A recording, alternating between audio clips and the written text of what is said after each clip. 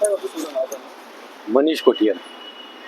Sir आपल्या भांडूपमध्ये election होतंय, कसं बघताय तुम्ही? सिटिंग आमदारचं काम कसं होतं, नवीन कॅन्डिडेट कोण आहे, तुम्हाला याच्याबद्दल माहिती आहे का? आता आमच्या इकडे कॅन्डिडेट एक मनसेचे आहे विश्वास डोलम साहेब, आणि एक शिंदेगडचे जे सुवर्ण करंजेताई आहे, यांच्यामध्ये रेस आहे आणि निकाल मला वाटतं यांचा दोघांमध्येच होणार आहे. सिटिंग आमदारने काय कामं केली नाही का? सिटी आमदारबद्दल तुम्ही काही बोलत नाही. साहेब कोण सिटिंग आमदार कोण आहे, तुम्हाला काय माहिती आहे? संजय राऊतचे भाऊ आहेत ते. कोण आहे लोक? मी नाही ओळखत साहेब यांना. जे आता बायका लोकांना शिवे घालणार, सर्व 2 नंबरची कामं करणार, इलिगल ऍक्टिव्हिटीज यांचे भरणी करणं, झोपडपट्टी बांधणं, पावसामध्ये आता कांजूर भांडूपचा बघा तुम्ही, एवढा भरणी गेल्या खाडीमध्ये, प्रत्येक झोपडपट्टीमध्ये पाणी घुसत. असा माणसांचा ओळख कसा ठेवायचा आम्ही?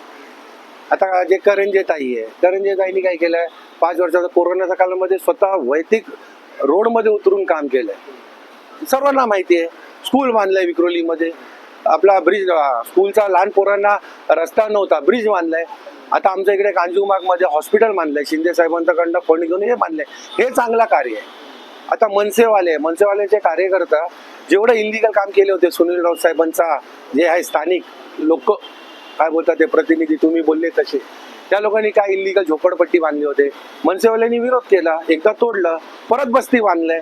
बीएमसी कडे गेले तर बीएमसी वाले बोलतात स्थानिक आमदार आम्हाला शिवे घालतोय, आम्ही काय करू शकत नाही. हे यांचे कामधंदे आहे ना साहेब. 10 वर्ष सिटिंग आमदार त्यांनी काहीतरी काम केलं असेल. साहेब तुम्ही मला दाखवा त्यांनी एक पण चांगलं काम केलं असेल तर, मी तुम्हाला 100 काम दाखवणार ज्यांनी गैरकानूनी धंदेमधलं केलाय. त्यांचा फंड मधला काही नाही. आता एक दातार कॉलनीमध्ये उदाहरण देते, एक दातार कॉलनीमध्ये एक मैदान आहे, मीच ते काम थांबवलंय 8 वर्षापासून. ब्युटिफिकेशन ऑफ गार्डन, लहान पोरांचं एक मैदान होता दातार कॉलनीमध्ये, त्यांनी तिकडे जबरदस्ती हॉल बांधलाय. आता ते इलिगल होता म्हणून त्यांनी कंप्लेंट नाही केलंय ना. जर तो कायदेशीर असता त्यांनी कंप्लेंट केला असता.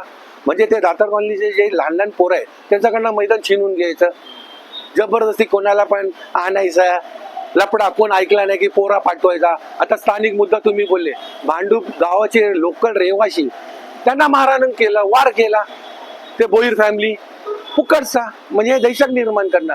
आता कांजूर भांडूप मध्ये बदल हवा आहे आणि या टायमाला 100% बदल होणार. एक तर विश्वास डोलम येणार, नाही तर सुवर्ण करंजे येणार. राजसाहेब 2 सभा झाली, तुम्हाला वाटतं मनसेचा पण जोर लागेल याच्यामध्ये? राजसाहेबांचा 2 सभा झाला म्हणून तर विश्वास डोलम आता साहेब आले ना रेसवर.